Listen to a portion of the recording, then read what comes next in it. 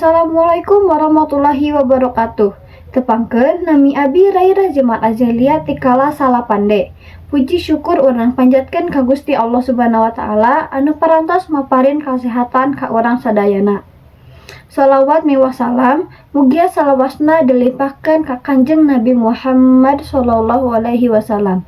Dina kasempatan anu mulia ieu, simkuring bade ngajak urang sadayana merhatikeun hiji hal anu janten kunci utama pikeun kahirupan urang kaharep, nyaeta atikan jaga pikeun masa depan.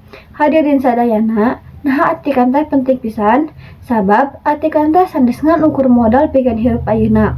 Tapi mangrupakeun jaga atau bekal anu urang siapkeun pikeun yang harepan poe isuk. Zamanna bakal robah, teknologi bakal maju, sareng tantangan bakal lebih beuki berat. Upami urang henteu nyiapkeun diri ku ilmu anu cekap, tangtos urang bakal ditinggaleun atanapi langkung parah bakal kalengitan arah.